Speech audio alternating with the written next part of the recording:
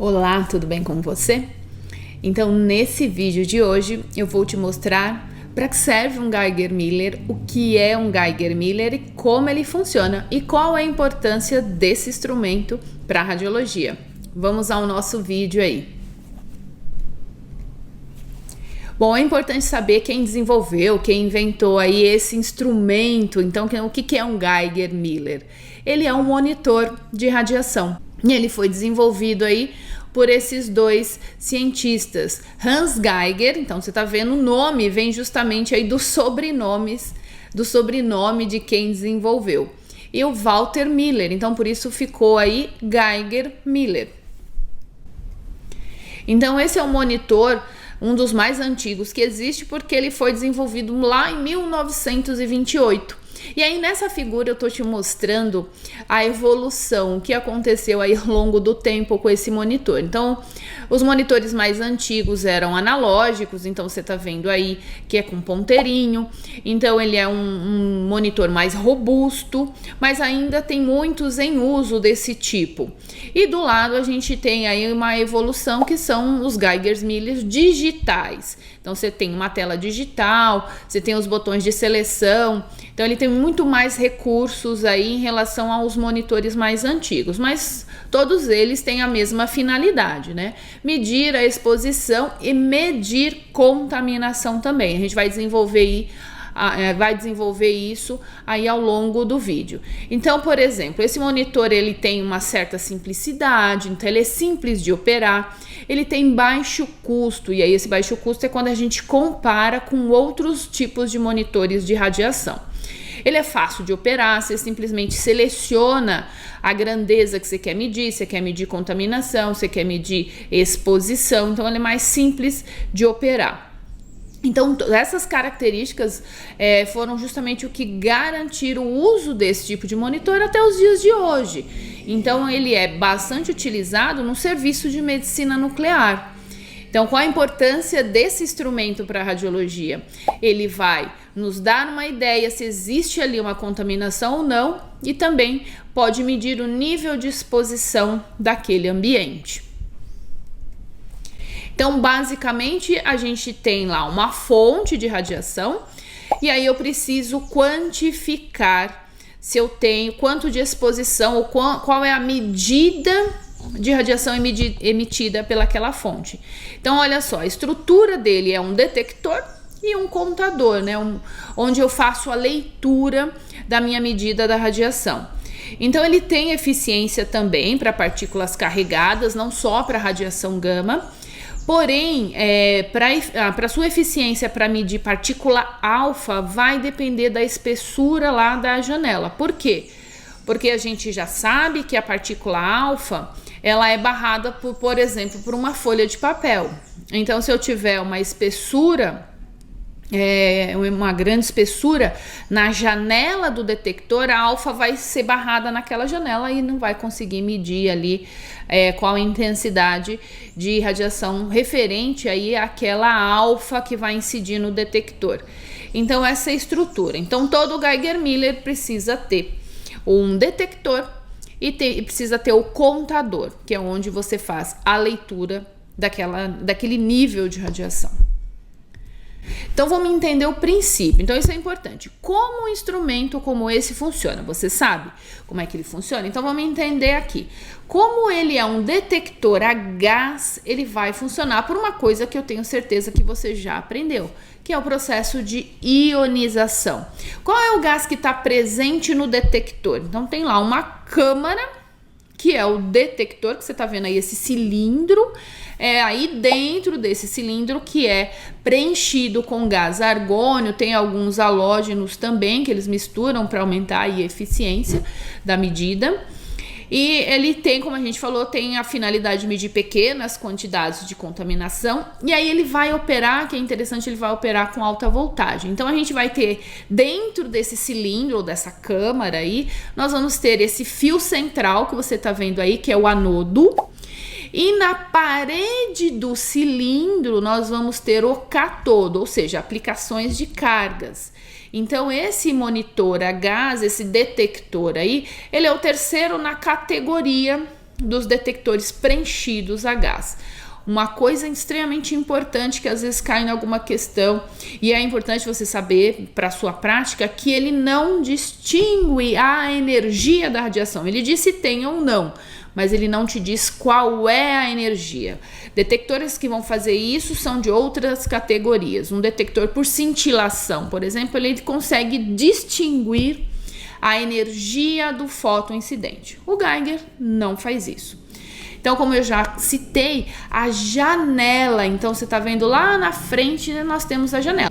Então, é uma janela que é fechada por um material de fina espessura. Por quê? Para que a gente tenha uma menor atenuação possível dessa radiação que vai incidir no interior da câmara. E geralmente a gente vai ter uma capa de alumínio para proteger essa janela, para que essa janela não seja furada. Então aí vamos entender. Então, como você está vendo nesse desenho, então essa ondinha amarela aí seria a radiação incidente.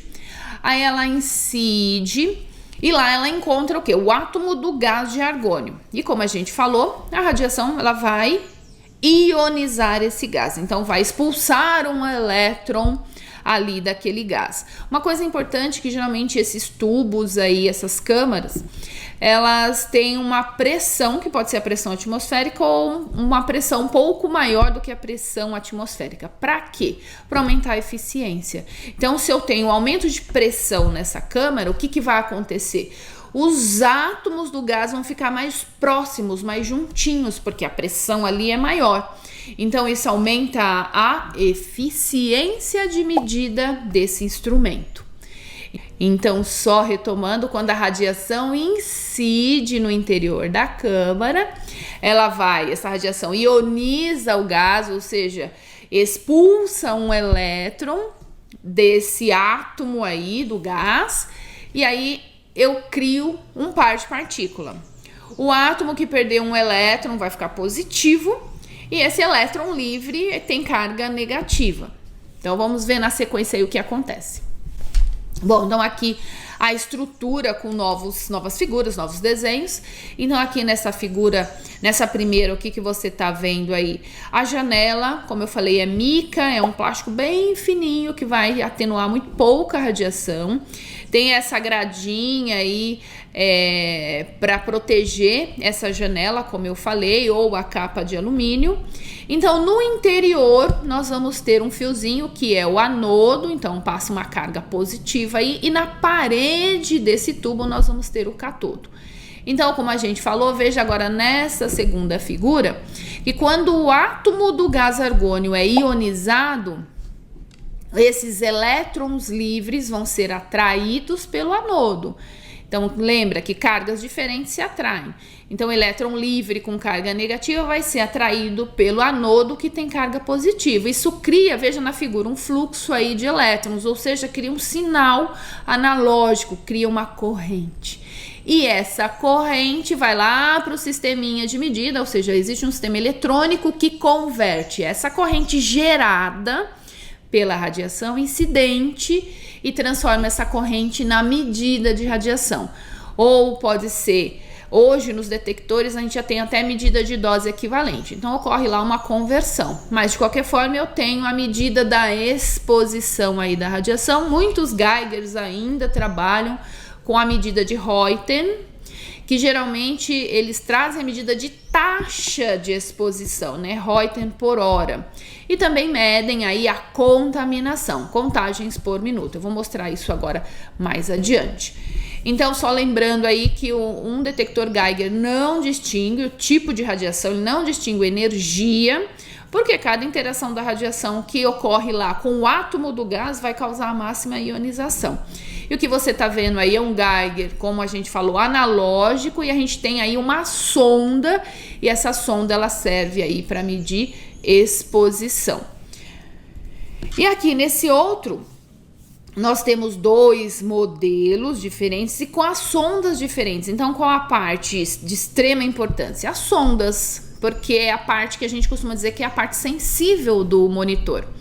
Então, ele é ideal aí para energias até uns 200 kevs, mas vai depender do modelo. Tem modelos que tem até faixas de energia maior.